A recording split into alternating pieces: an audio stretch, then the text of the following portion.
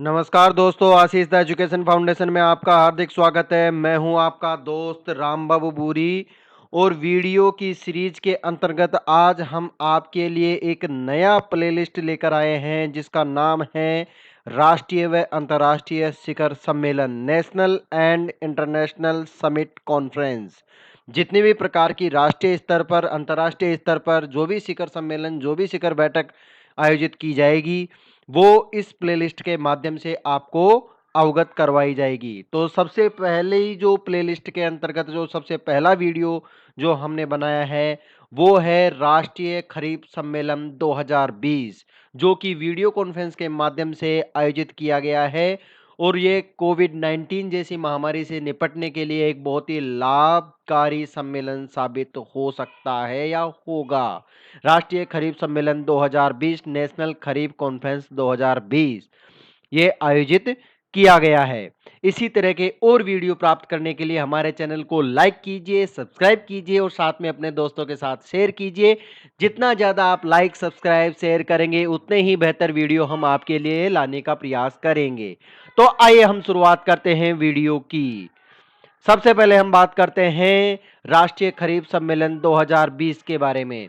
केंद्रीय कृषि और किसान कल्याण मंत्री श्री नरेंद्र सिंह तोमर ने 16 अप्रैल 2020 को फसलें 2020 पर वीडियो कॉन्फ्रेंस के माध्यम से राष्ट्रीय सम्मेलन को संबोधित किया है। उन्होंने कहा है कि सभी राज्यों को खरीफ लक्ष्य प्राप्त करने और किसानों की आय को दोगुना करने का लक्ष्य मिशन मोड में रखना चाहिए। उन्होंने राज्यों को आश्वासन दिया कि भारत सरकार राज्यों के सामने आने वाली सभी बाधाओं को दूर करेगी।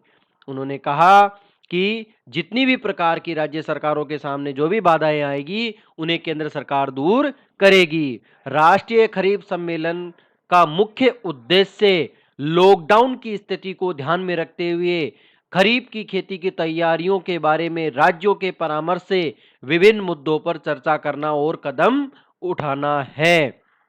क्यों? क्योंकि अभी पूरा विश्व कोरोना कोविड-19 की महामारी से जूझ रहा है। इस कोरोना कोविड महामारी से जूझते हुए हमें ज़रूरी है कि जो वर्तमान में जो खरीफ फसल का सम्मेलन आयोजित किया गया है, उसके जो भी मुख्य उद्देश्य रखे गए हैं, उनको आगे हमें संचालित करना है। श्री तोमर ने राज्यों से आग्रह किया कि वे प्रत्येक किसान को 2 योजनाओं, पहली योजना है प्रधानमंत्री फसल बीमा योजना, प्रधानमंत्री फसल बीमा योजना, दूसरी योजना है मृदा स्वास्थ्य कार्ड योजना, इनके बारे में लोगों को समझाए। ये तोमर जी ने आग्रह किया है। वर्ष 2020-21 के लिए खाद्यान्न उत्पादन का लक्ष्य 298 मिलियन टन निर्धारित किया गया है। वित्त वर्ष 2019-20 के दौरान खाद्यान्न उत्पादन लक्ष्य 291.10 मिलियन टन रखा गया है, जबकि विभिन्न फसलों के क्षेत्र कवरेज और उत्पादकता में वृद्धि के कारण अधिक उत्पादन होकर लगभग 292 मिलियन टन होने का अनुमान है। पिछले वर्ष 2018-19 में रिकॉर्ड खाद्यान्न उत्पादन होने के अलावा देश ने लगभग 25.49 मिलियन हेक्टेयर क्षेत्र में 313.85 मिलियन मीट्रिक टन बागवानी का उत्पादन किया है, जो फलों के कुल विश्व उत्पादन का लगभग 13% है।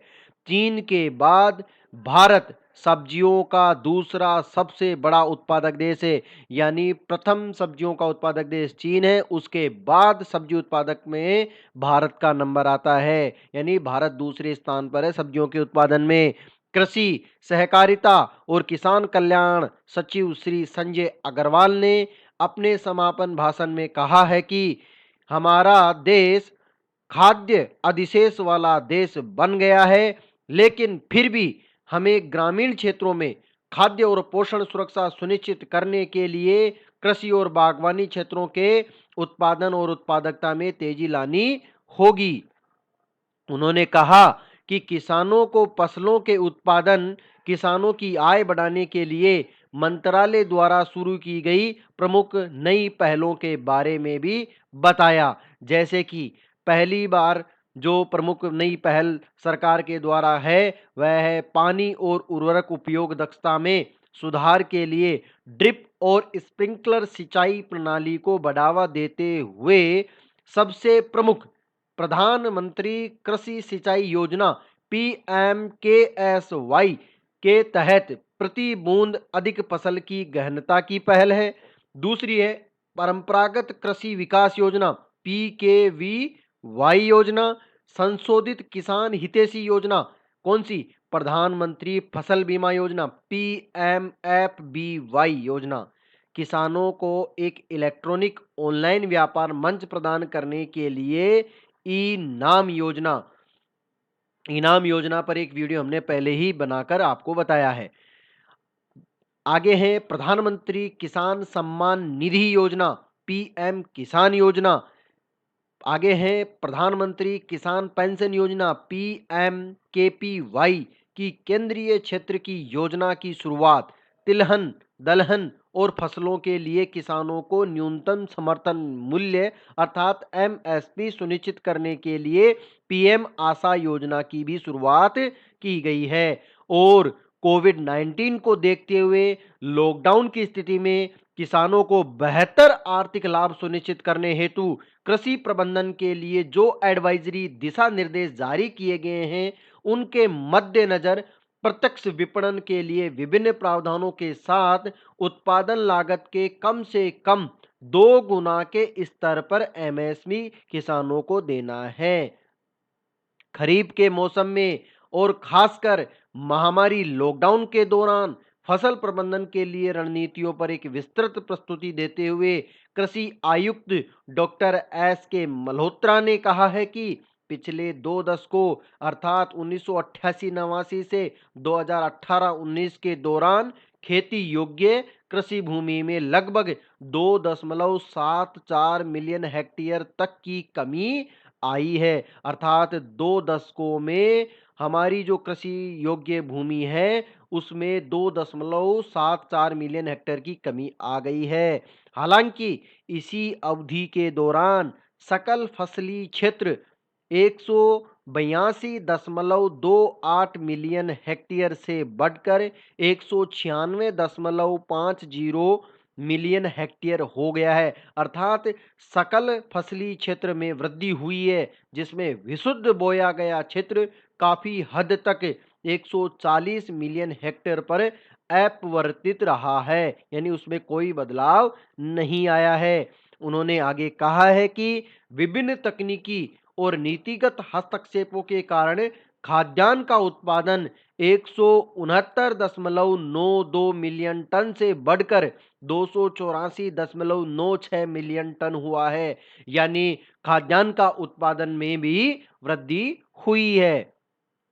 जहां तक रबी की फसलों का संबंध है तो यह निर्णय लिया गया है कि सभी राज्य ग्राम या ब्लॉक स्तरों पर इसकी खरीद सुनिश्चित करेंगे। ये रबी की फसलों के संबंध में एक निर्णय लिया गया है क्योंकि किसानों को लॉकडाउन के कारण ब्लॉक से बाहर निकलने की अनुमति नहीं है। तो इस कारण सभी राज्यों को सभी राज्यों को ये निर्देश दिया गया है, एक तरीके से आप कह सकते हैं कि ग्राम और ब्लॉक स्तर पर इसकी खरीद सुनिश्चित करें क्योंकि लॉकडाउन के कारण किसान बाहर नहीं निकल सकते। इसके अलावा सभी राज्य किसानों से उत्पादित फसल का प्रत्यक्ष विपणन खरीद करने के लिए कदम उठा रहे हैं, यानी डायरेक्ट ही वो खरीद रहे हैं।